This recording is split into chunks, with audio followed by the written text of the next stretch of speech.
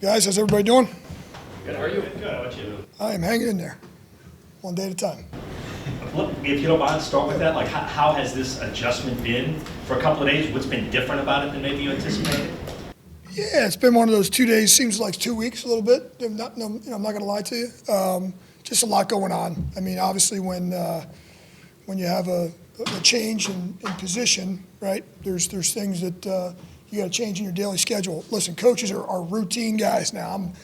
I'm guilty as charged in being a routine guy. And so my personal routines had to change up. And so you're just trying to figure out the best way to do things. I thought it was really important to try to communicate with just about everybody in the building, most importantly the players, and then obviously the coaches and the staff, and just making sure everybody's on the same page. We made some changes on the daily schedule. We made some changes on the practice schedule. And so, you just got to make sure that we've been doing things around here the same way, or at least similar, for a long time. And I thought it was important to maybe just get a little change of pace. And so we have a lot of people in the building that have been here for a while and have been doing that. And so just been doing a lot of that, a lot of schedule stuff, obviously dealing with our personnel. And then at the end of the day, we got a game plan. And so just trying to make sure that we have enough time for all that. So, but listen, I'm like I said the other day, certainly up for the challenge, and we'll be there Sunday. Did you make any changes on the coaching staff? Why was it changing up the locker room layout important? Well, I'll tell you what, I've been involved in both. I just felt like, we had guys spread out all over the place. And here I am trying to preach, bonding together, circling the wagons. And here, we got guys kind of spread out. So I just thought it was a good little change of pace to break it up by position. Very, very well received. There's some guys who've been in their locker for quite a long time, so that got a little uncomfortable. But listen, we got to get comfortable being uncomfortable, and so that's where we're at. We're in an uncomfortable position, and so I thought it was really good. Like I said, really well received. The guys really loved it, being kind of with their position groups. The O-line comes out of a meeting, and then they can go into the locker room, and they're all there together. They're not spread out all over the place, and they can communicate and talk about what they just installed. And that's just an example. It's just one example of many. And so just thought it was a good change I Coach, you mentioned some things that you were looking at changing evaluating. Were there any changes that you made with the coaching staff? Yeah, I made just a couple of moving parts. I think I mentioned we hired Marwan Malouf as a special teams assistant coach. Marwan and I have a long history. He knows our system. He was my assistant in Miami for 6 years. He's been a special teams coordinator in the NFL for 2 different teams. He's been a special teams coordinator at a couple Power 5 schools. So a great amount of experience.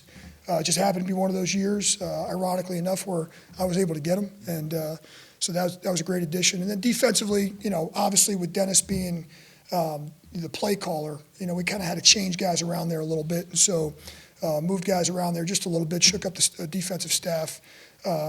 Just what I thought would be a good deal. Joe's obviously calling the defense. Todd Grantham is a guy that has had a lot of experience. So I took Todd out of the defensive line room. He's going to kind of be an advisor, a senior assistant to Joe. Brian Young's going to run the defensive line room. And so just kind of, nothing crazy, nothing dramatic, but I felt like, that would be, Todd would be a good sounding board for Joe. The two guys that have the most experience on the defensive side of the ball. And obviously BY's been around here and knows our defensive line room very, very well. And so that was an easy transition for him. He's been in that room for a long, long time. And so, Mike Hodges and BY are going to kind of put the defensive run game plan together. Joe and M-Rob are going to kind of do the defensive game plan, or passing game, together. So, offensively we stayed status quo, but just a little bit of wrinkle on special teams and defense. Thank you. Am I right? Go ahead. Were there any even small changes that maybe were more symbolic, just to, it looked to me like practice was opposite ends, opposite journeys? We were on opposite ends. The offense usually was on the far end, and the defense was on the weight room side. So we flipped ends. So just a little cosmetic change that, again, want things to feel a little bit different. I think the offense has been on the far end since Bobby Hebert was playing quarterback here. So we just switched it up a little bit. And I tricked some guys today. I had no idea it was coming. And all of a sudden we had the individual group set up, so I was joking around with that. But again, just I guess just a different feel, different vibe.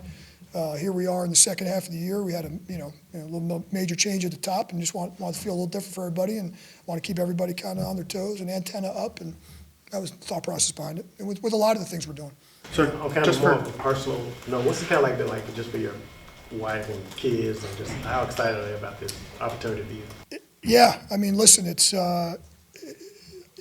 my entire family, my wife, my kids, my mom, everybody knows that, this, I aspire to be a head coach in the NFL. I don't think anybody quite thought this was going to be the path. And so it's been a whirlwind. I have 5 children. I parent them. My wife raised them, like most coaches, and because coaches aren't home very often. And so I have 5 kids spread out all over the country. I have 2 that play college football. You may not know that. I have 1 that plays as a walk-on long snapper at the University of Texas. I have 1 that's a linebacker at the University of Miami. My daughter is the director of recruiting at the University of Miami. Most people don't know that, so I got 2 at the University of Miami. I have 1 daughter just graduated Penn State. She's coaching high school basketball in Florida at St. Thomas Aquinas. I have a son, Cameron, who's a senior in high school. So we're spread out a little bit, and so it was touching to see the messages come in.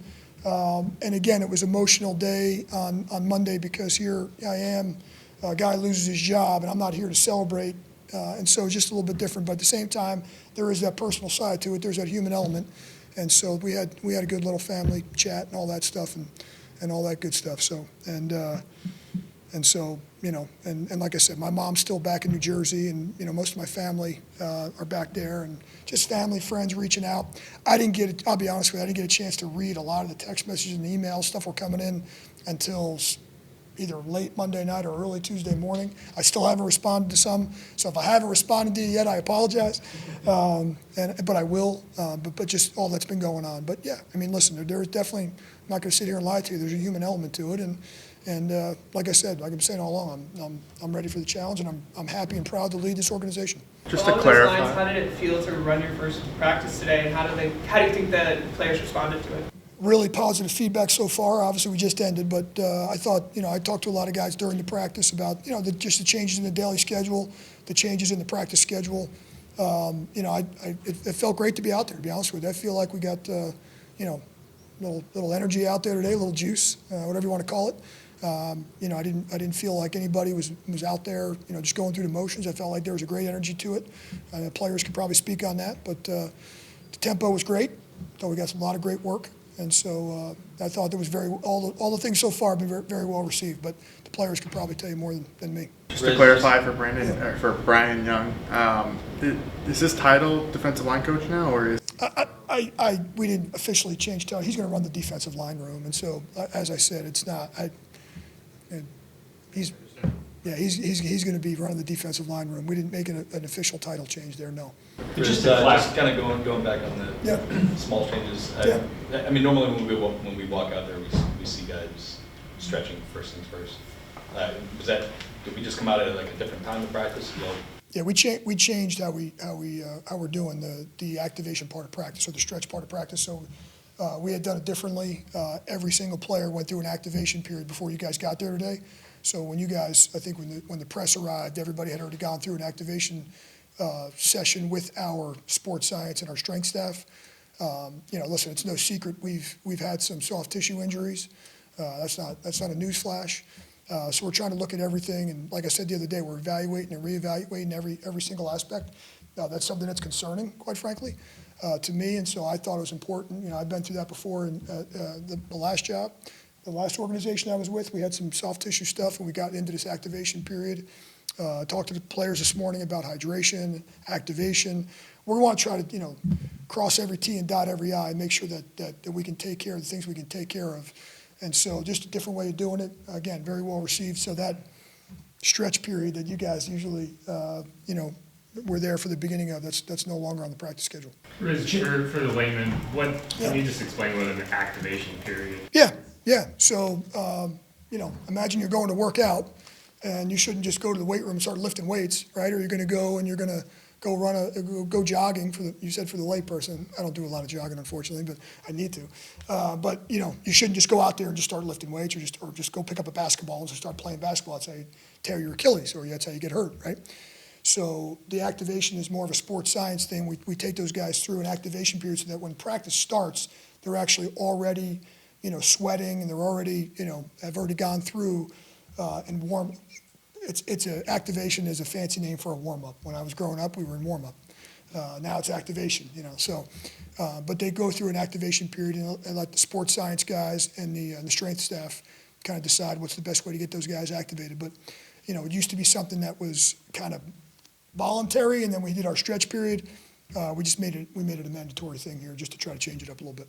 Just to clarify, but for the coaching changes, you're not considering any of those either promotions or demotions. It's just a shuffling around. Exactly. Shuffle the deck there a little bit on defense. Because, again, you have to understand with the workload changed because we took Dennis out of Dennis got removed. Dennis was daily in the defensive staff room, so we quote-unquote lost the defensive coach, not only a head coach, we lost the play caller. And so now Joe, who was doing his stuff, he's now the coordinating it, so his workload changes. So, the day-to-day workload that maybe the fans maybe not understand completely, we just had to kind of redivvy it up, and so I just felt like that was the best way to reshuffle the deck there. Are you finding that you're going to have to take yourself more out of the special teams based on the new responsibilities, or have you figured out what your role is? Yeah, and listen, that's why I brought Marwan in. We call him Moof. Moof's a great ally and a great asset because he knows the system, and he's going to do a lot of the legwork and a lot of the the watching of the film, the breakdown stuff that I was doing. And so I'm still very, very heavily involved with the special teams. I'm still going to call the special teams, but having Phil and Moof here are great because, again, I'm going to have to do the leadership. And as somebody asked me the other day, the most important thing that I think in the new thing, and it's leadership. And so I can't be involved in every single thing. If I'm going to lead the building, I got to remove myself from some of that stuff. So that was the thought process of bringing in Moof. Would you expect your personality on game day, like in making fourth down decisions and those kind of things, to be aggressive? You called yourself aggressive in the first press conference. How do you think your personality is going to play out on game day with game time decisions? Yeah, I think there's a fine line between aggressive and, I don't want to say dumb, but you understand where I'm coming from. There's a fine line between making, being aggressive decisions and making poor decisions, or So listen, I have an aggressive mentality. I'm obviously a passionate personality. At the same time, we're gonna play the game out the way. Now that doesn't mean I can't be aggressive once in a while. But again, I think, like I said, there's a fine line. It's just like the analytics, right? You can't judge everything based on analytics. You got to play the game the way or make decisions based on the way the game's being played. A lot of that analytics we were talking about the other day, like the 2-point conversions, for example. Well, the analytics on 2-point conversions are based off a rate of about 45%. Well, right now the NFL rate on 2-point conversions is about 31%. So you can take a little bit of the analytics, so all those decisions, the fourth down decisions. Well, how's the game being played?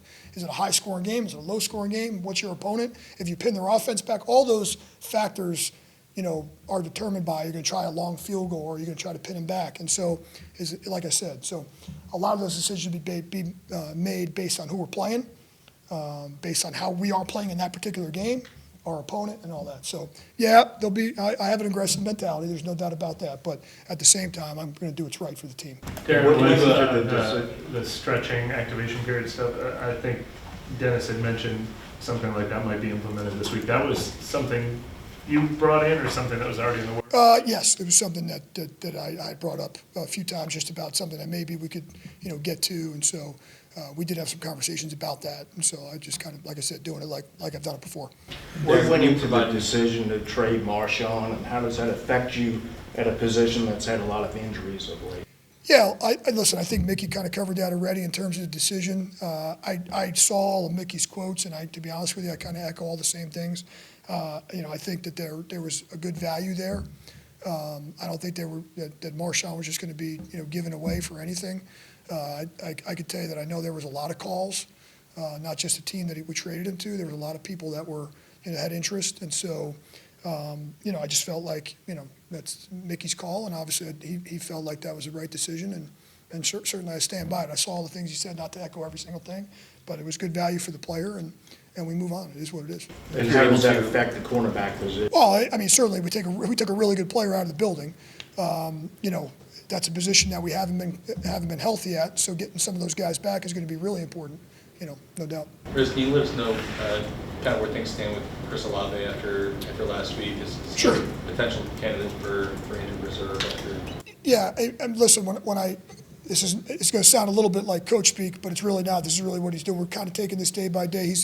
He wants to go thoroughly through the process and making sure he's making the best decision for Chris Olave. We're going to have to remove football from that equation in the beginning of it, and what's the best decision for the person. And so, listen, my conversations with him and our medical staff have been, we're going to kind of be thorough. He's going to be kind of thorough, and his family's going to be thorough with the process.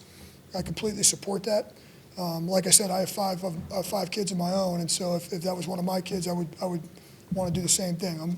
We're more worried about Chris Olave, the person, at the moment, and making sure that everything's good. And then once he goes through that process, then we'll bring it back to football and see how that fits in. So that's when I say it's a day to day. It's not like I said. I know it sounds like coach speak. It's really not. It's how we're doing. So he's kind of seeing some specialists and doing some things and kind of going through the process, and I certainly encourage that. Do you have to? I know you talked about practices being different and maybe policies being different, but from like how you address the team and the messaging, I mean, given the fact that you just fired a coach and you just traded a star player, that signals that maybe the future is to come and may not be right now. Does that have to change your messaging to the team to make sure that things don't go? Yeah, listen, I understand the question. I think the two things are I know that it may look like from the outside that those two things are a parlay and are coupled together. I think they were two individual decisions. I'm not so sure if Dennis was still here, if we wouldn't have traded Marshon or vice versa. So they're really two separate events. Do I think in any way, shape, or form that we're giving up on this season? I don't. I don't think the locker room thinks that we're giving up on the season. The front office doesn't think we're giving up on the season. And all things right now this week are pointed to go and beat the Atlanta Falcons. And so, but I understand the narrative. I can understand how that narrative could be out there, but I could promise you that's really not the feeling in the locker room, the feeling from the coaching staff. So I don't feel like that at all. To clarify on our line. Sorry, he's going to ask the same thing I was. Yeah, to clarify on Olave, just no decision yet on the IR part of it? Yeah, no, we're just kind of taking that on a day-to-day basis. So with Darren, having him is there a benefit to, as you're evaluating younger players on the roster, to have that sort of veteran quarterback rather than just evaluating does it make it easier to evaluate the younger players on the roster with a veteran quarterback? Yeah, I'm talking about the receivers and I mean that's really what it comes down to. Listen, good quarterback plays good quarterback play. So I mean, young, old,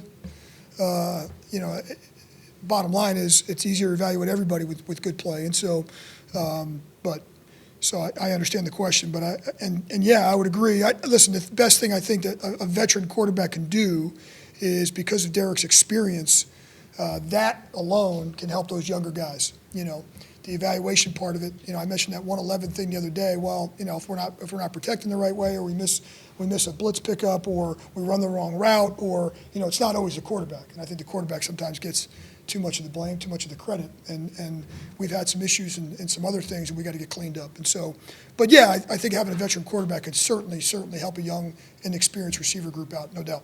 I think I remember, yes, you referenced being in this situation when you had in Miami a few times. I think I remember reading Dan Campbell was doing Oklahoma drills when he took over as the interim coach.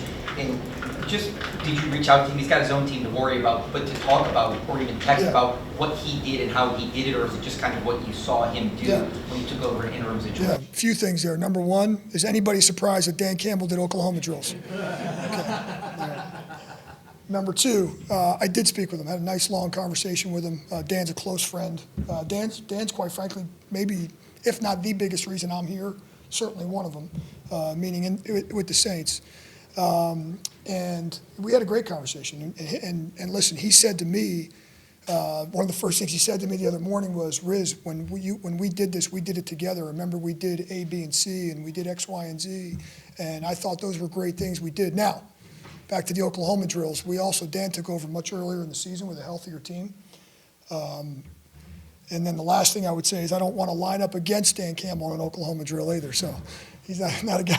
I don't want to see him in pads. So, but no, we had a great conversation. I've talked with, I said I went through the interim process with Dan. I went through it with Todd Bowles. I had a conversation with both those guys. A nice conversation with Coach Parcells the other day. I had a conversation with Chris Tabor, who took over the Carolina Panthers last year as the interim head coach. He's also a special teams coach, so I thought he could have provide some benefit to me and so yeah, I've kind of taken some guys and that have been through this before and taken some advice from them because listen, it obviously like anything else in life, hearing it from someone that's experienced it is going to help you no matter what you do. And so, but yeah, Dan, we definitely did Oklahoma drills. I was there, I saw it live and in living color. Yeah, so that was great. But Dan, all those guys, including Dan, had some great advice, and certainly I took it in. Coach, when it comes to the trade of Marshon Lattimore, of course, there's ripple effects that come with a move like that. What can you say about how that impacts the potential role of Alontae Taylor, who can play on the outside but has primarily been a slot cornerback? Yeah. Well, I think the first thing I would say is Marshon wasn't playing, and obviously he's missed a lot of time this year and last year, and so we've had to shuffle that deck before. I think it would be probably a bigger issue if we pulled him as a healthy player off the roster. We were having to deal with that already, so it wasn't a pressing issue, if you will. And now back to Alontae. I think Alontae has played his best football, so far since he's been here this year, whether it's inside, outside. I had a great conversation with Alontae today. We need him to continue to play at a high level. Having a guy that is a flexible guy like that and he can do a lot of different things.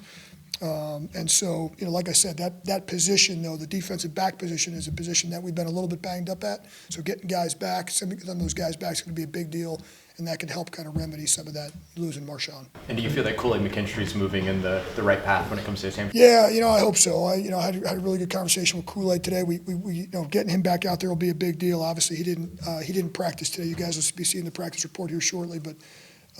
He didn't practice today, but getting him back sooner than later is going to be a big deal for us. Darren, you talked about the human element with Chris Olave. Is there a question about his future as a football player? Is it that open right now? Well, I think he's taking it a look like day to day, and when I say that, I mean like, all right, so is he ready to go anytime soon? Is he ready to go next week? Is he ready to go next month? And he's kind of looking at the whole thing. I think he's really smart in the process he's taking with the medical people, not just in our building, but outside of our building, some specialists. I don't think we've gotten to that point yet, though, Jeff. I mean, listen, everything's on the table. I mean, I can't sit here and tell you it's not, but I can't sit here and tell you we've even broached that yet. And how much time have you spent the last 48 hours now going with offense, defense? I mean, are you kind of overseeing that now and diving in on those game plan meetings? Yeah. Listen, I think one of the things that's really important to me is how we go out there and play as a team, and we're not three separate units. We need cohesion, and I just want to. And listen, I'm not going to be sitting there and telling Clint what plays to run. I'm not going to be sitting there and telling Joe what defense to run. I'm not. But also, I think we want to play team football. I think that's one of the things. I think I mentioned maybe the other day. I don't think we've played complementary football. We had good special teams games, and maybe the other two phases didn't play well, or we had good offensive games, and vice versa. We really haven't played complementary football since the Dallas game. That's just, and in this 7-game stretch, we've had peaks and valleys in all three phases. And so that's really my message, and just making sure we're all on the same page. Like, how do we want to play this game? We don't want to play it, the offense, you play it this way, the defense, you play it this way, and special teams, you play it this way. We want to play together as a team. And so one of my messages to the team today is this is how we will win the game against the Falcons, and this is how we could potentially lose the game, and let's everybody be on the same page with how we're going to attack this game as a team. And then we break it down to the individual phases. You mentioned the other day, you brought up Bill Parcells' name. How big of a mentor or influence was he on you in your career? Well, listen, when the Giants won the Super Bowl in 1986, I was a 16-year-old kid that went to Bergen Catholic High School in New Jersey, and he was an idol. And then in 1990, when they won the Super Bowl again, I was a 20-year-old college kid playing college football, and that was my hometown team. And so I grew up in that, as a football guy and a young kid in an area where they were it. Bill Parcells was it. In the Lawrence Taylor, Phil Simms days, and all that stuff. And so I grew up idolizing this man. And when I decided to get into coaching, to sit here and tell you that I was going to coach, he was going to hire me personally hire me one day. And so that was a highlight of my career at that point in my life. And so I happened to be there for a couple of years with him in the building. And it was a little bit of a dream come true, quite frankly, for a guy that was a young guy growing up, idolizing someone, and then getting a chance to work for him, and him being a mentor, and then now staying in touch with him all these years. You know, I mentioned my connection with Sean Payton is directly related to Bill Parcells. My connection with the late Tony Sperano is a direct correlation to Bill Parcells. So there's kind of that tree, if you will. And so I'm probably, on the low-hanging fruit on the tree, but I'm on the tree somehow, some way. So he has been a mentor. He's been a guy that if I ever picked up the phone, gets right back. To me, he's just a great man. But did you try to talk to him at all after this, or not? I spoke to him the other day. I did. I spoke to him whatever day it was, Monday or my days are blending together. But I spoke to him since since I took over, and listen, he had some great advice, and again, it's fantastic to have a mentor like that, and a guy you could you could pick up the phone and have a conversation with. You, I don't want to romanticize it because it's obviously the situation is a difficult one, but and you've coached a lot of NFL games, but the last time you were a head coach, I think, was at Rhode Island. I think it was like 6,000 people in the stadium or something, and now you're in. Come on, you taking a shot at Rhode Island? I'm messing with you. Yeah, go Roadies, right. Yeah. And so, but do you reflect that all? The last time you were a head coach can be in the Superdome against an arch rival in the NFL, and the last time it was against Sacred Heart. Yeah. In front of 6,000 people. Absolutely. Come on, we didn't play Sacred Heart. Come on, give us a little bit. Give us a little bit of credit. Come on, Rhoda. Come on, go Roadies, right? No, listen. I think it's twofold. One, I'm certainly glad I have head coaching experience. And I would say this, ever since I was at the Dolphins, I would say towards the end of the Tony Sperano era, into Joe Philbin, into Adam Gase, getting here with Sean, Dennis, all that, I've always been, that whole stretch, I've been in charge of the game management. I mean, there was a couple of years with Adam Gase at Miami where I had the challenge flag in my pocket. And I was able to be the challenge guy, the timeout guy. So I think that's important from an experience standpoint. As I mentioned the other day, I've special teams coaches, we deal with the whole entire team. So that part of it, and so, even these last 3 years with DA, I've been very much in tune with everything that's going on, timeouts, all that. So that's going to be the important part about it. I can't get lost in that. I got to make sure that, I'm doing the right things, making those decisions and all that. So I've been doing that already. At the same time, I need to lead the team, and I got to get a little bit more involved in the offense and defense. That's going to be the challenge for me. But I certainly have experience. I have a lot of respect. I don't care if you're a head coach in Pop Warner, high school, lower level college, Power 5, wherever you're a head coach, you still have to have the same mentality throughout the game. And so, yes, there's going to be a lot more fans, and we're playing our arch rival. And that certainly adds a little bit to it for sure. But at the same time, you're going to still manage the game the same way. So. Regarding Olave, my coworker is doing a story just on how the NFL decides to eject people, because I think fans don't completely understand why a player would be ejected or not. And I was wondering if you had any thoughts on Wood's hit on Olave, and if in the future those type of hits should result in ejections. Yeah, you're trying to get me in trouble already, Catherine. So already trying to get me in trouble. Yeah, I mean, I got to be honest with you. Sometimes I don't really understand it either. The ejection part of it, the fine part of it, and all that kind of stuff. I'm gonna pass on my opinion there because I don't think it's going to go down a good road. How often have you had that was major self-control right there. How often have you had the final say during a game on whether to run a fake or go for two and stuff like that? Yeah, well, I think those are two different animals. So running a fake, obviously, DA or whoever head coach I worked for, if I knew that we had a possibility of doing that leading up to the game, hey, here's kind of the menu, here's kind of the down distances we're thinking about, here's kind of the look. And so, I wasn't just going to ever do that by myself and go rogue. The head coach was obviously involved in at least the decision or going into the game. I knew that I had the green light, if you will. It's like stealing a base, right? Do I got the green light or do I not got the green light? And so going for two is more of a, this in-game decision where, and that's more how's the game playing out. There's a lot of new philosophies on going for two. I'm a little bit more, quite frankly, of the old school way. And so, the analytical way, it can be good and bad. It works. They both work both ways. I mean, right? If you get it, it's a good decision. If you don't, it's a bad decision. So, I mean, that's, you know, and so, you know, like I said, I think those are two different, but I've been very involved in those. So for example, when any offensive drive has taken place, you know, since I've gotten here, back with Sean, the conversation was going on. Now, Sean was a play caller, and so, you know, myself, Phil Galliano, the guys that run game management, we would say, hey, if we score here, we're going for 2. And then when we scored, we'd say, Sean, this is a 2, boom. All right, well, with the defensive coach, you're having that conversation while the offense is going down the field. Hey, this is a situation. So, you know, we're talking about that the entire drive. You know, this is a go for it situation if we get the 4th down. This is a field goal. This is a punt. So those conversations are happening on the headset. And the fact that I'm not going to be an offensive or defensive play caller, quite frankly, I think that's one of the advantages of doing that. You can kind of stay ahead of the game and talk through those game management decisions where a lot of times an offensive and defensive play callers, quite frankly, they make emotional decisions. There was a former head coach here. There was an offensive play caller. That was a little bit emotional at times. Speaking of that, do you anticipate needing the same halo around you that Sean Payton needed during that? Well, I think after the first guy I yell at, you know, I've never yelled at anybody on the sideline before, but no, I don't think so. I think we're gonna lean on the staff and the players and all that. Hopefully, I don't need that same one. So. Have you talked to Sean at all? I haven't talked to him since Monday. No, I obviously talked to him when we played and all that, but I haven't talked to him since. I'm guessing that we will talk here shortly. So, anyhow, appreciate you guys. Thank you very much.